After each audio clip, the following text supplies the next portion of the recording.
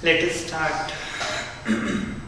So we were at the page number 5, or as I was saying, it is the most important topic of the complete chapter, and definitely you will find 2 to 3 MCQs only from this session. और main हम 3 terminologies को cover up करेंगे यहाँ पर. एक है जी FDI, FPI और FII. Or you should be damn clear by all means between the difference of these 3. ठीक है. और by the end of this page there might be 90% conceptual clarity, but अगले पेज के ऊपर जब मैं आपको differences और डिटेल में करवा दूंगा तो यहाँ तक आपको 100% clarity आ जानी चाहिए. सो फर्स्ट पेज पे थोड़ी सी पेशेंस आप रखना, ठीक है. माइट बी 1 या 2 चीजों को लेकर आपके मन में हल्का सा डाउट हो, बट अगले पेज पे वो सारी क्लियर हो जाएगी.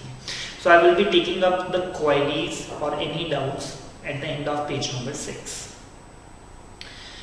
So foreign investments in India, जिसमें foreigners अगर इंडिया में पैसे इन्वेस्ट करना चाहते हैं, so what are the routes, what are the types of the investment they can make, what are the ways they can send their money and invest in India. So any investment that is made in India with the source of funding that is outside from India of India is a foreign investment. जो बाहर कभी से पैसा आता है India में invest होने के लिए, that is to be known as foreign investment. By this definition, the investments are made by the foreign corporates, foreign nationals. National मतलब जो दूसरे देशों के लोग रहते हैं, ठीक है, as well as the non-resident Indians, जो इंडिया ही के ही लोग इंडिया के बाहर गए हुए हैं, would fall into this category of foreign investment. फिर से बोल रहा हूँ, foreign corporates मतलब foreign companies हो गई, ठीक है. कॉर्पोरेट्स वर्ड्स हम हमेशा यूज करते हैं जब भी हम इंडिया के बाहर किसी ऑर्गेनाइजेशन को कहते हैं, बिकॉज वहां पर पता नहीं कंपनी क्या क्या बुलाते हैं कि क्या. जैसे अगर आपको पता हो एप्पल इनकॉर्पोरेशन, इंडिया के पीछे जैसे वर्ड नाम के पीछे लिमिटेड लिखना जरूरी है, तो उनका जो कंपनीज एक्ट है वो उनको क्या कहता है कि Apple incorporation, Yahoo incorporation, Facebook incorporation. तो फॉरेन कॉर्पोरेट्स वर्ड हम देते हैं, कॉमन वर्ड हमने उनको बोल दिया, इसमें आपकी कंपनी LLP सब कुछ आ जाएगा. फॉरेन नेशनल्स मतलब दूसरे देश के निवासी, ठीक है, जो दूसरे देशों में ही पैदा हुए और वहीं पे रहते हैं. As well as non resident Indians, ठीक है, वो इंडियंस जो अब इंडिया में नहीं रहते जी ड्यू टू वर्क, जॉब और किसी भी वजह से. तो ये सारे फॉरेन इन्वेस्टमेंट्स के अंदर. तो types of the foreign investment, तो वो कहता है कि funds from the foreign country could be invested. आप चाहें तो इंडिया की कंपनी के शेयर्स में पैसा लगा सकते हैं, इंडिया की प्रॉपर्टीज में पैसा, ठीक है, यहाँ पर कोई मॉल ले सकते हैं, यहाँ पे FD कर सकते हैं, कुछ भी लैंड ले सकते हैं, कहीं पे भी लगा सकते हैं. Ownership, management and the collaboration करके आप इंडिया में पैसा लगा सकते हैं. आइए जी, सो द मेन टाइप सबसे पहले जी FDI. This is the most blunt way और डायरेक्ट वे, जिसमें देखिए नाम इसका क्या है, फॉरेन डायरेक्ट इन्वेस्टमेंट. हमने कहा हमें कोई मीडियोकर नहीं चाहिए, हम डायरेक्टली कंट्रोल करना चाहते हैं, ठीक है. जैसे कि एप्पल इनकॉर्पोरेशन ने डायरेक्टली इंडिया के अंदर एक अपनी ऑर्गेनाइजेशन खोली, प्रोप्राइटरशिप, और अब वो इंडिया के अंदर भी काम कर रहे हैं, ठीक है.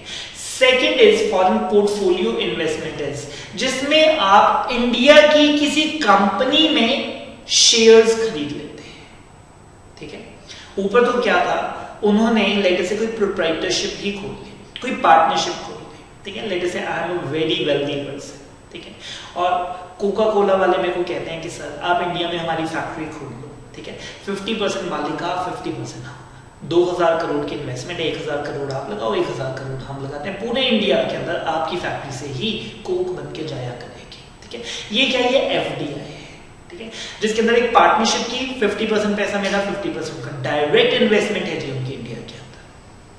Second is FPI, that is foreign portfolio investment, जिसमें उन्होंने किसी कंपनी के शेयर्स खरीद लिए, बॉन्ड्स खरीद लिए, कन्वर्टेबल सिक्योरिटीज ले ली और वहां से पैसा कमा रहे हैं और कंट्रोल भी कर रहे हैं, कंट्रोल भी कर रहे हैं. अगर किसी कंपनी में उन्होंने 51% शेयर्स एक्वायर कर लिए तो सारे मैनेजमेंट राइट्स उनके पास चले गए, ठीक है. Now they are controlling the company, क्योंकि मेजॉरिटी ऑफ द वोट्स अब उनके पास है.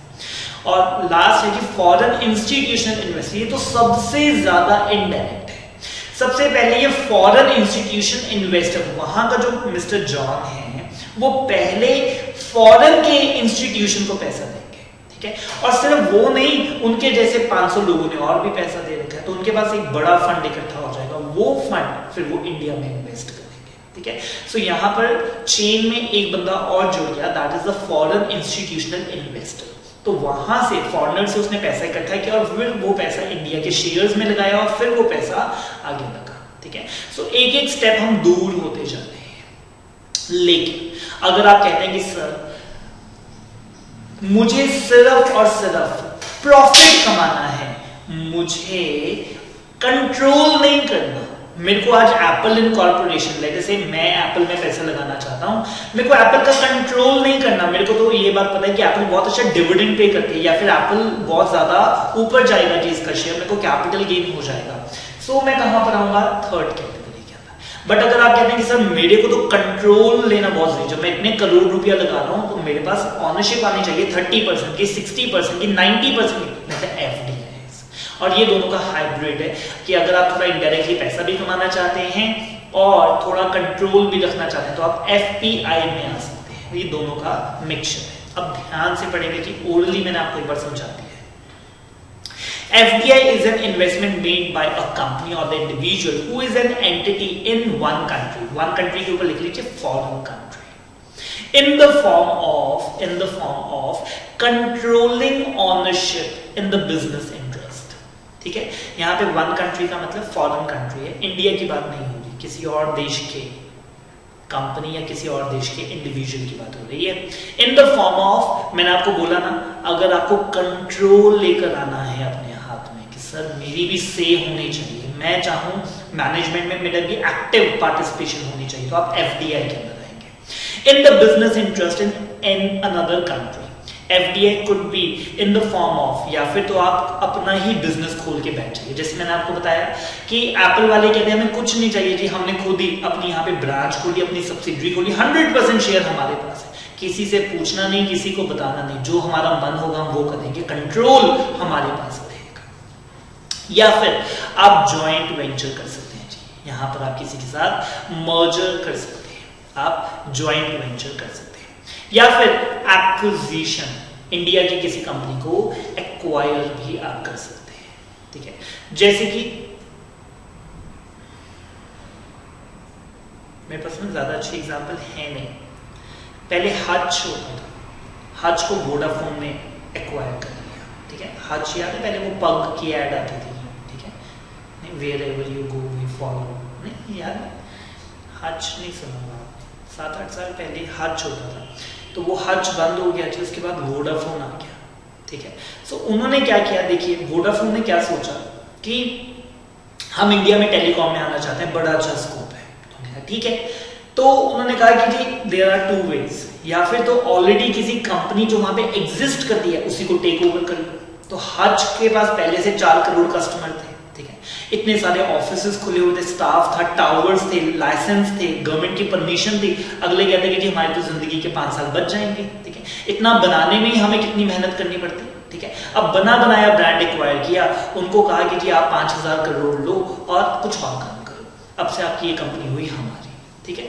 सो इसको बोलते हैं एक्विजिशन। वहां पे ऑलरेडी कुछ चल रहा था, आपने इसको एक्वायर कर लिया, प्लस एक कॉम्पिटिटर कम हो गया। अब अगले कहते सिर्फ जियो को देखना है और एयरटेल को देखना है, एटलीस्ट हज के साथ तो आपको कंपटीशन हमारा नहीं है। सो या फिर लास्ट में बिल्डिंग द न्यू फैसिलिटी, या फिर आप नई फैसिलिटीज भी कर सकते हैं। सो वो कहते हैं कि एफडीआई करने के क्या तरीके हैं, मैं दोबारा से बोल रहा हूं, एस्टैब्लिशिंग द बिजनेस ऑपरेशंस, और बाय एंट्रिंग आप किसी के साथ मर्जर कर लीजिए कि आप और हम मिलके काम करते हैं, या फिर किसी को एक्वायर कर लीजिए कि सर आप गेम से बाहर हो जाओ, आपकी जगह गेम अब से हम खेलेंगे। And the last is building the new facility, जिसमें आप स्टार्टिंग स्क्रैच से शुरू करते हैं जी, एक एक चीज बनानी शुरू करते हैं। Next is the FPI, foreign portfolio investment, is an investment by the foreign entities and the non residents in the Indian securities. मैं फिर से बोल रहा हूं, यहाँ पे डायरेक्टली पैसा नहीं लगा रहे, यहाँ पर आप उसके bond, share, debentures, convertible securities ये खरीदेंगे, इंक्लूडिंग द शेयर्स में दोनों आ जाएंगे जी, प्रेफरेंस शेयर्स और इक्विटी शेयर्स, ठीक है।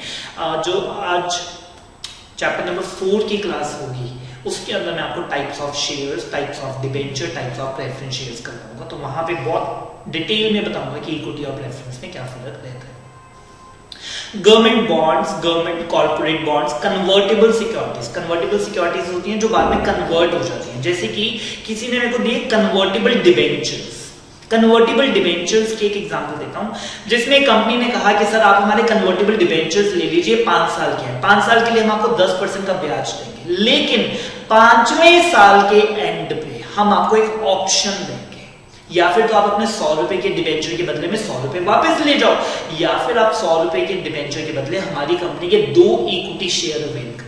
ठीक है, तो डिबेंचर कन्वर्ट हो जाएगा इक्विटी में, बट ये कंपल्सरी नहीं होगा, ये ऑप्शनल रहता है कि आपकी मर्जी होगी तो करवा लेना, नहीं मर्जी होगी तो पैसा वापस ले जाओ। इक्विटी में डिबेंचर हो सकता है? नहीं, हाँ जी, ठीक है। इक्विटी एक्चुअली ना फॉर एवर होता है, वो कभी रीपे होते ही नहीं है। ठीक है, जब कंपनी बंद होगी, लिक्विडेशन के टाइम आपको पैसे दिए जाएंगे कंपनी में जो भी बचेगा। ठीक है, उसके इंफ्रास्ट्रक्चर सिक्योरिटीज एक्सेट्रा, तो आपने कंपनी की कोई भी सिक्योरिटीज में पैसा लगाया, it may be the shares, bond, debenture, convertible security और the infra security. The intention is to ensure, मैंने आपको बताया दोनों चीजें आप चाहते हैं। नंबर 1 कंट्रोलिंग इंटरेस्ट, आप थोड़ा सा उसे कंट्रोल भी करना चाहते हैं, and that is lower than the FDI, लेकिन इसमें कंट्रोल कम होगा आपके पास। ठीक है, अगर आपको बहुत ज्यादा कंट्रोल चाहिए फिर आप एफडीआई में जाओ। ठीक है, बट थोड़ा सा कंट्रोल अगर आप कहते हो कम भी होगा तो चलेगा, but with the flexibility of entry and exit. This is the main keyword, flexibility. आपको एग्जांपल देता हूं कि फ्लेक्सिबिलिटी कैसे आ गई। ठीक है, ध्यान से सुनना।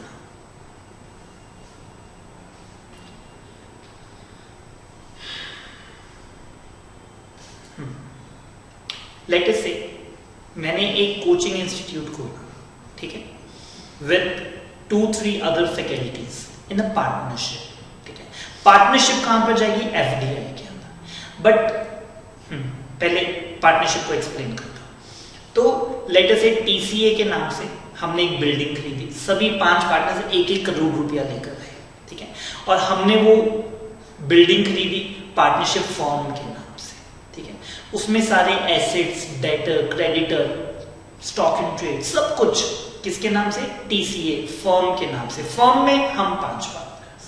ठीक है, अब लेट अस से कल 2 पार्टनर अगर बाहर जाना चाहते हैं, ये बड़ा मुश्किल काम है। ठीक है, फर्म को डिसॉल्व करो, सारे एसेट्स को बेचो, नए को लेकर आओ, रजिस्ट्री करवाओ, बिल्डिंग की दोबारा से रजिस्ट्री करवानी पड़ेगी। लेट अस से नई फर्म टीसीए की जगह XYZ नई फर्म खोली। ठीक है, अब ऑनर चेंज हो रहा है, दोबारा से स्टैंप ड्यूटी पे करो, रजिस्ट्रार के ऑफिस में जाकर सारा कुछ करो। लेकिन अगर हमने खोली होती टीसीए प्राइवेट लिमिटेड, ठीक है, और मेरे पास उसमें 20% शेयर है, आज सारे पार्टनर सेम रहना चाहते हैं, मैं बाहर जाना चाहता हूं, तो मैं किसी को क्या कहूंगा? सर मेरे शेयर खरीद लो, मेरी जगह आप आ जाओ। फ्लेक्सिबिलिटी है ना, कितना इजीली मैं अंदर आ सकता हूं और कितना इजीली मैं बाहर जा सकता हूं।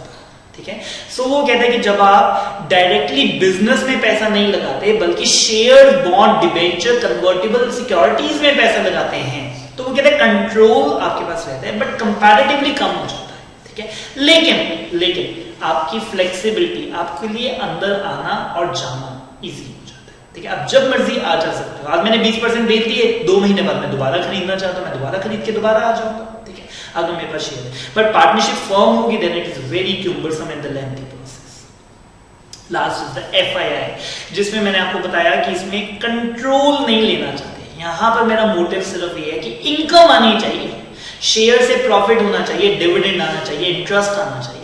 FPI is the investment by the foreign entities in the securities, real property and the other investment assets. लेकिन investor include the, sorry, यहाँ पे FPI लिखा हुआ है, इसको प्लीज ठीक कर लीजिए, it is FII. So foreign institutional investment is the investment by the foreign entities, और ये कहाँ पे इन्वेस्ट करते हैं? इंडिया के एसेट्स में। मे बी द सिक्योरिटीज में सब कुछ आ गया जी, share, bond, debentures, mutual fund के यूनिट्स, रियल प्रॉपर्टी। ठीक है जी, यहाँ पे किसी बिल्डिंग में आपने लगा दिया पैसा, अदर इन्वेस्टमेंट एसेट्स में पैसा लगा सकते हैं। Investor include mutual fund companies, hedge funds companies etcetera. The intention is not to take the controlling interest. मैं किसी को कंट्रोल नहीं करना चाहता, मैं मैनेजमेंट में नहीं बैठना चाहता, मैं तो सिर्फ अपना पोर्टफोलियो डाइवर्सिफाई करना चाहता हूं कि मेरा सारा पैसा ना एक देश में, एक कंपनी में ना रहे, मैं दूसरे देशों में भी पैसा इन्वेस्ट करूं, एंश्योरिंग द हेजिंग। ठीक है, हेजिंग कोई बताए? सुना हुआ है।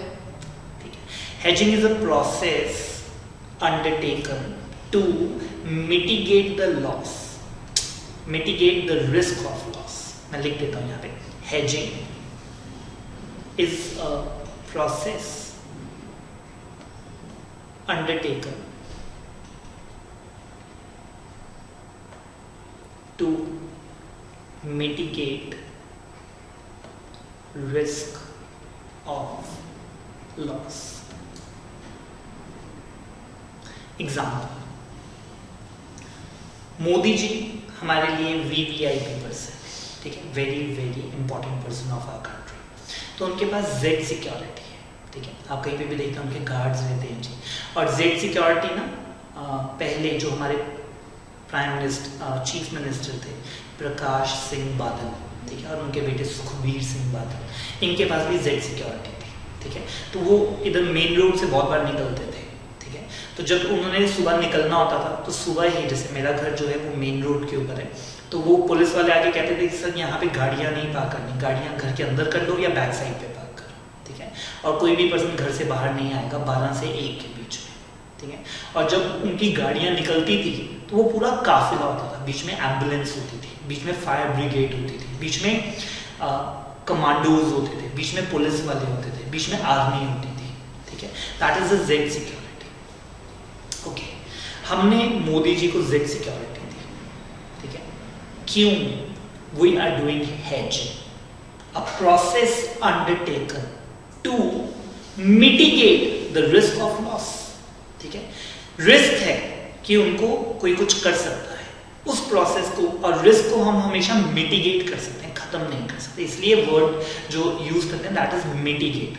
मैं ये भी लिख सकता अवॉइड, ठीक है। क्या जेड सिक्योरिटी के बाद भी मोदी जी को कुछ नहीं हो सकता? हो तो भी सकता है, लेकिन अगर बिना जेड सिक्योरिटी के घूमेंगे तो ज्यादा चांसेस है कुछ हो जाए। मिटिगेट मींस अवॉइड करना, प्रोबेबिलिटी कम कर देना, ट्राई टू रिड्यूस, ठीक है। बट वर्ड हम अवॉइड नहीं लिख सकते, क्योंकि अवॉइड तो मतलब रिस्क कभी अवॉइड नहीं हो सकता। जैसे आप सीट बेल्ट लगा रहे हैं, आपने सारी प्रिकॉशन ली, फिर भी चांसेस है कि आपका एक्सीडेंट हो सकता है, ठीक है।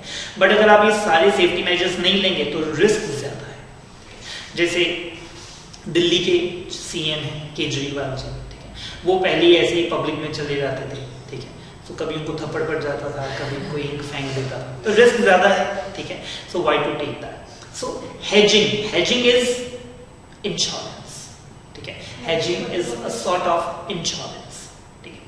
सो वो कहता है कि आप अपने पोर्टफोलियो को डाइवर्सिफाई कर रहे हैं। अगर मैं सारा पैसा एक ही चीज में लगा दूंगा ना तो रिस्क ज्यादा है, बट अगर मैं डाइवर्सिफाई करूंगा, बड़ी कॉमन सेइंग है, do not keep all your eggs in one basket, क्योंकि अगर वो बास्केट हाथ से छूट गई, ठीक है, एंड दैट के सारे एग्स आपके टूट जाएंगे। आप ट्रैवल करते हैं ना तो आपके घर वाले भी क्या कहते हैं, सारा कैश एक जगह मत रखना, 2 या 3 जगह रखना। क्यों? अगर किसी ने पॉकेट मार भी ली तो आपके बैग में और दूसरे बैग में थोड़ा बहुत कैश हो, ठीक है। So that is again the diversify. आपने सारा पैसा एक जगह नहीं रखा बल्कि उसको डाइवर्सिफाई कर दिया, जिससे आपका रिस्क कम हो गया, ठीक है। सो ये फॉरेन इंस्टीट्यूशनल इन्वेस्टर्स इंडिया में क्यों पैसा लगा रहे हैं? Just for the diversify. हमने कहा कि सर क्या आप इंडिया की कंपनी को कंट्रोल करना चाहते हो? कहता नहीं, कंट्रोल नहीं करना चाहता, मैं तो सिर्फ डाइवर्सिफाई कर रहा हूं। मैं सारा पैसा यूएस में नहीं लगाना चाहता, थोड़ा सा इंडिया में भी लगाना चाहता। And to gain the high returns, main मकसद रिटर्न कमाना है with the quick entry and exit, ठीक है। जल्दी से आप आ जा सकते हैं। अगर आप पूछेंगे सर टाइम वाइज बताओ, किसमें सबसे ज्यादा टाइम और परमिशंस चाहिए? FDI के, उससे कम FPI, सबसे कम FI है, ठीक है। सो इसलिए उसने लिखा quick entry and exit. Before I proceed to the next page, मैं एक बार ये तीनों आपके लिए दोबारा से रिपीट कर देता हूँ। FDI is an investment made by the company or the individual who is the entity in one country, और controlling ownership आप लेना चाहते हैं। और FDI आप कैसे करते हैं? तो वो कहता है कि जी या तो आप अपना बिजनेस खोल लीजिए, जॉइंट वेंचर या मर्जर कर लीजिए, किसी को एक्वायर कर लीजिए। FPI के अंदर उसने क्या कहा कि आप सिक्योरिटीज में पैसा लगा रहे हैं, कंट्रोलिंग पावर तो थोड़ी सी कम होगी, लेकिन एंट्री एग्जिट थोड़ा सा आसान हो जाएगा, क्योंकि FDI के लिए बहुत परमिशंस लेनी पड़ती है।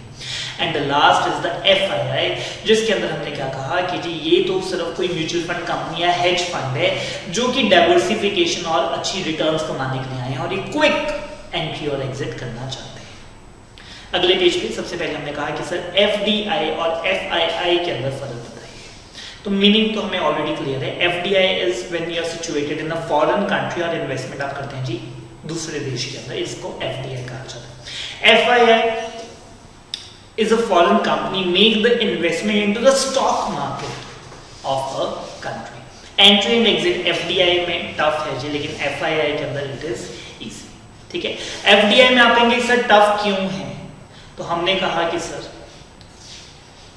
जिसका ना एक्सपीरियंस अच्छा ना हो वो आगे बड़ा डर डर के रहता है। ठीक है, जैसे किसी के साथ कुछ मिसहैप हुआ हो ना पानी को लेकर, ठीक है, तो उसके मन में डर बैठ जाता है। किसी का कार में एक्सीडेंट हुआ, उसको कार हल्की सी भी तेज करो उसको डर लगता है ज्यादा। ठीक है, सेम वे हमने कहा कि सर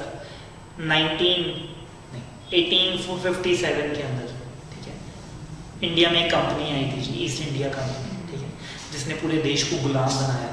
तो अब हमें डर लगता है कि फॉरेनर्स आकर दोबारा से इंडिया में कोई कंपनी ना खोल लें और देश को दोबारा से गुलाम ना बना दें। दैट्स व्हाई एफडीआई के अंदर हमने डायरेक्टली आपको अपने देश में एक कंपनी, ऑर्गेनाइजेशन, एंटिटी खोलना थोड़ा टफ रखा है। ठीक है, बट अगर आप हमारी कंपनी के थोड़े बहुत शेयर्स लेना चाहते हैं कोई बात नहीं, थोड़े बहुत शेयर्स आप ले सकते हैं। इसमें लॉन्ग टर्म कैपिटल आती है, जबकि इसमें मैंने आपको बताया क्विक बाय एंड सेल है, तो लॉन्ग टर्म इन्वेस्टमेंट भी हो सकती है, it can be short term investment also. Transfer of funds, resources, technology, strategy, know how. ठीक है, जब कोका कोला ने इंडिया में डायरेक्ट एक कंपनी खोली तो सारी टेक्नोलॉजी को लेकर आएंगे, लेटेस्ट अपने इक्विपमेंट्स लेकर आएंगे, जो कि आप देखते भी हैं। अगर आप मैकडोनल्ड्स के अंदर जाते हैं, ठीक है, तो उनके बड़े अच्छे गैजेट्स रहते हैं हर एक चीज के। ठीक है, तो वो अपनी टेक्नोलॉजी भी लेकर आते हैं। ठीक है, तो वो जैसे मैकडोनल्ड्स का बर्गर यूएस में बनाते हैं तो कहते हैं कि इंडिया में भी हम वैसे ही बनाएंगे। सो सिर्फ पैसा नहीं लेकर आते बल्कि टेक्नोलॉजी, नो हाउ, सब कुछ लेकर आते हैं। लेकिन यहाँ पर जो फॉरेनर है वो सिर्फ और सिर्फ अपना पैसा भेज रहे हैं और कुछ भी नहीं। इकोनॉमिक ग्रोथ इससे तो होती है, लेकिन इससे हमारी इकोनॉमिक ग्रोथ नहीं होती। इससे क्यों नहीं होती? क्योंकि वो पैसा कंपनी के पास पहले से पहुंचा हुआ था। लेट से रिलायंस के अंदर मैंने 10% शेयर का मैं मालिक था, आज एफआईआई आया और उसने मेरे से शेयर खरीद लिए, तो पैसा रिलायंस के पास थोड़ी ना गया, उसने मेरे से शेयर ले लिए और वो पैसा मेरे पास है। ठीक है, सो इन दैट केस ये कंट्रीब्यूट बहुत कम करता है। ठीक है, कॉन्सिक्वेंसेस तो वो कहते हैं कि जी इससे हमारे देश की जीडीपी बढ़ती है, लेकिन इसके अंदर हमारे देश के अंदर कैपिटल इंक्रीज होती है, दूसरे देश से पैसा तो इंडिया में आ ही रहा है। टारगेट इसके अंदर स्पेसिफिक कंट्री, लेकिन इसमें वो कहता है कि ऐसी कोई टारगेट नहीं होता, हम सिर्फ इन्वेस्टमेंट करना चाहते हैं, हमारा कोई पर्टिकुलर कंपनी पे मोह नहीं है, जो कंपनी ज्यादा पैसे कमा कर दे दे बस हम तो उसमें पैसा लगा देंगे। कंट्रोल चाहिए, वो कहता है यहाँ पे तो जरूर चाहिए, लेकिन यहाँ पे वो क्या कहता है कि कंट्रोल नहीं चाहिए। अब एफडीआई और FPI meaning can skip, meaning already कर चुके हैं। सेकंड से रूल ऑफ इन्वेस्टर, इसमें एक्टिवली वो पार्टिसिपेट करता है जी जिसने भी पैसा लगाया है, लेकिन यहाँ पर उसका जो रूल है ना वो पैसिव हो गया। अब आप कहेंगे सर पैसिव कैसे हो गया?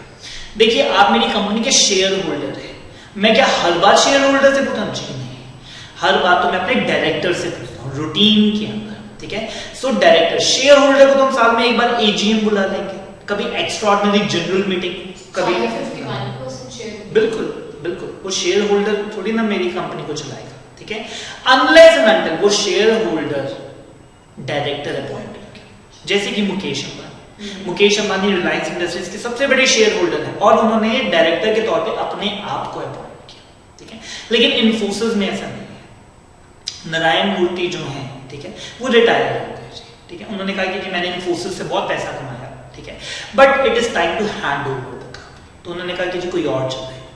शेयर होल्डर आज भी नारायण मूर्ति ही है। ठीक है, बट वो क्या कहते हैं कि मैं एक्टिवली अब इसको और टाइम नहीं देना चाहता, मेरी भी जिंदगी, I want to retire, I want to enjoy. ठीक है, सो मैं पैसिवली अब कंट्रोल करूंगा। ठीक है, तो वो साल में 2 बार 3 बार 4 बार मिलते हैं और सारा डिस्कशन करते हैं और फिर गाइडेंस देते हैं। ठीक है, लेकिन passive, indirect, degree of control high, यहाँ पे डिग्री ऑफ कंट्रोल है लेकिन कंपैरेटिवली लेस। ठीक है, टर्म, लॉन्ग टर्म, ये लॉन्ग टर्म और शॉर्ट टर्म दोनों हो सकता है। देख लीजिए यहाँ पे ऊपर की तरफ, it may B long term, it may B short term also. मैंने किसी कंपनी के शेयर लॉन्ग टर्म भी खरीदे हो सकते हैं कि इसको 20 साल नहीं बेचना, शॉर्ट टर्म भी हो सकते हैं कि 2 महीने बाद बेचना। मैनेजमेंट ऑफ द प्रोजेक्ट्स यहाँ पे ज्यादा एफिशिएंट है, लेकिन वहां पे वो कहता है कि जी comparatively less efficient. Investment in the physical assets, लेकिन वहां पर आप पैसा किसको देते हैं, फाइनेंशियल एसेट्स में पैसा लगाते हैं। एंट्री और एग्जिट मैंने बताया एफडीआई में मुश्किल है, लेकिन उसमें कंपैरेटिवली इजी है। Results and transfer of funds, technology and other resources, लेकिन वहां पे सिर्फ और सिर्फ पैसा इनफ्लो होगा, टेक्नोलॉजी और नो हाउ नहीं आएगा। Are we clear? So FDI एक इन्वेस्टर मतलब खुद इन्वेस्टमेंट करता है दूसरी कंपनीज के शेयर में, पर एफआईआई में वो मतलब इंटरमीडिएरी के थ्रू करता है ना। Exactly. तो वो एक स्टेप और दूर हो गया उस कंपनी से जिसमें उसका पैसा लगा है, ठीक है, क्योंकि उसको कंट्रोल नहीं चाहिए, बिल्कुल भी उसे कंट्रोल नहीं चाहिए। नेक्स्ट हमारे पास है जी एफडीआई की policy. FDI is allowed under the automatic route. पहले तो ये समझ लेंगे दो रूट्स हैं जी हमारे पास अगर आप दूसरे देश से पैसा इंडिया में लगाना चाहते हैं। एक है जी ऑटोमेटिक रूट और एक है अप्रूवल रूट, ठीक है। अप्रूवल रूट जिसमें आपको पूछना पड़ेगा, ऑटोमेटिकली कि अगर आप इस इंडस्ट्री में इतने % तक पैसा लगाना चाहते हैं, किसी से पूछने की, किसी को बताने की जरूरत नहीं है, ठीक है। लेकिन ये क्या है हमारा अप्रूवल रूट कि 50% तक आप पैसा इन्वेस्ट कर तो सकते हो, लेकिन पहले पूछना पड़ेगा, ठीक है, पहले बताना पड़ेगा। सो वो कहते हैं कि जी 100% एफडीआई अलाउड है अगर आप एयर ट्रांसपोर्ट सर्विस में काम करना चाहते हैं, रीजनल एयर ट्रांसपोर्ट सर्विस या डोमेस्टिक शेड्यूल्ड पैसेंजर एयरलाइन का अगर आप काम करना चाहते हैं तो उसमें 100% आप एफडीआई कर सकते हैं, ठीक है। जैसे कि इंडिया के अंदर अगर आप देखें तो एयरलाइंस बहुत सारी हैं, एमिरेट्स, ठीक है, यूनाइटेड अरब एमिरेट्स की फ्लाई एमिरेट्स, ठीक है, अगर आप देखें उसकी बहुत सारी ऐड आती है। और भी है जी एयर एशिया करके है, ठीक है। तो ये सारी इंडियन कंपनीज नहीं है, ठीक है। सो इन दैट केस हमने कहा कि जी एयरलाइंस के अंदर चाहे आप डोमेस्टिक काम करना चाहते हैं, मतलब लोकल की चंडीगढ़ टू दिल्ली की भी फ्लाइट चलाना चाहते हैं, दिल्ली टू कहीं पे भी, हांगकांग कहीं की भी अगर इंटरनेशनल फ्लाइट चलाना चाहते हैं तो उसमें 100% एफडीआई हमने अलाउ कर रखा है। फिर वो कहते हैं aviation of the foreign carriers, ठीक है जी। एविएशन भी हमारा एयरलाइंस को ही हम एविएशन कहते हैं, लेकिन ये कार्गो वाले की बात कर रहे हैं, ठीक है, पैसेंजर्स की बात नहीं कर रहे, पैसेंजर एयरलाइन की बात नहीं कर रहे। फिर वो कहते हैं टूरिज्म और हॉस्पिटैलिटी में भी ऑटोमेटिक रूट में 100% अलाउड है, ठीक है। जैसे टूरिज्म और हॉस्पिटैलिटी अगर आपने देखा होगा कि यहाँ पे JW मैरिएट है, ठीक है। सो जो मैरिएट है it is not the Indian hotel series, Taj जो है वो टाटा वालों की है, वो इंडियन है, ठीक है, बट बहुत सारे फॉरेन होटल्स भी यहाँ पर हैं, ठीक है। सो इन दैट केस वो कहता है वहां पर भी 100% एफडीआई ऑटोमेटिक रूट में अलाउड है अगर आप इंडिया के अंदर काम करना चाहते हैं टूरिज्म और हॉस्पिटैलिटी के अंदर। कहते हैं द गवर्नमेंट ऑफ इंडिया ने 100% एफडीआई लॉ कर रखा है एजुकेशन सेक्टर के अंदर भी ऑटोमेटिक रूट में 2002 से। हेल्थ केयर सेक्टर के अंदर भी 100% एफडीआई अलाउड है जी ऑटोमेटिक के अंदर for the green field project. Green field याद है, फ्रेश स्टार्ट करना। यस, ब्राउन फील्ड होता है जहां पे पहले कुछ हो चुका है, मतलब ब्राउन फील्ड इज कि आप हेल्थ केयर सेक्टर में आए और इंडिया की 40 कंपनी आपने टेक ओवर कर ली, वो पहले से बनी हुई थी, वो नहीं कर सकते। आप नहीं बना, आप नए 100 हॉस्पिटल यहाँ पर खोल लो, उसमें हमें कोई प्रॉब्लम नहीं है, उसमें 100% अलाउड है। बट ये ब्राउन फील्ड होता है जहां पे पहले कुछ काम हो चुका है, ठीक है। ग्रीन फील्ड जहां पे बिल्कुल हरा भरा है जी, जैसे फ्रेश लैंड आप लेते हैं तो ग्रीन लैंड के ऊपर काम करें, ब्राउन लैंड के ऊपर। बट वो ब्राउन फील्ड में वो कहता है 100% करना चाहते हैं तो गवर्नमेंट रूट है, दैट इज अप्रूवल रूट। पूछना पड़ेगा, अप्रूवल रूट वो ऑटोमेटिक नहीं है, वो ऑटोमेटिक नहीं है। FDI cap in the telecom sector, अब वो कहता है कि जी हमने 74 से बढ़ाकर अब 100% कर दिया, और वो कहता है कि out of 149 will be done through automatic. अगर आप अप टू 49 किसी भी टेलीकॉम सेक्टर में पैसा लगाना चाहते हैं ऑटोमेटिक, लेकिन अगर आप 49 के बियॉन्ड 100 तक जाना चाहते हैं आपको अप्रूवल लेनी पड़ेगी, क्या आप आ सकते हैं कि नहीं। गवर्नमेंट ने 100% एफडीआई अलाउ किया जी रेलवे सेक्टर में for the list of project, ठीक है। रेलवे तो आपको पता है कि गवर्नमेंट ने अपने पास रखी हुई है, लेकिन उसके ना अलग अलग प्रोजेक्ट होते हैं कि आप हमारे लिए पटरी बना दो, आप हमारे लिए डब्बे बना दो, आप हमारे लिए टेक्नोलॉजी बना दो।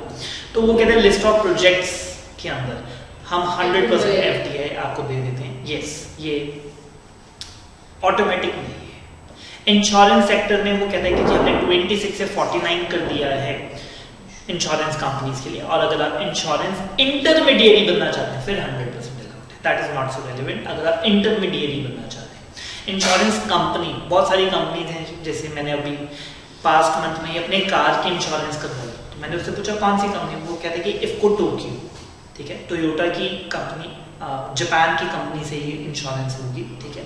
सो टोयोटा की मेरे पास कार है, सो उन्होंने कहा कि जी इसकी इफ्को टोक्यो से हो जाएगी। मैंने कहा ठीक है, ठीक है। सो इफ्को टोक्यो जो है, नाम से ही पता लगता है कि ये इंडिया की इंश्योरेंस कंपनी नहीं है जी। इंडिया में तो नेशनल इंश्योरेंस, SBI, HDFC ये सब है।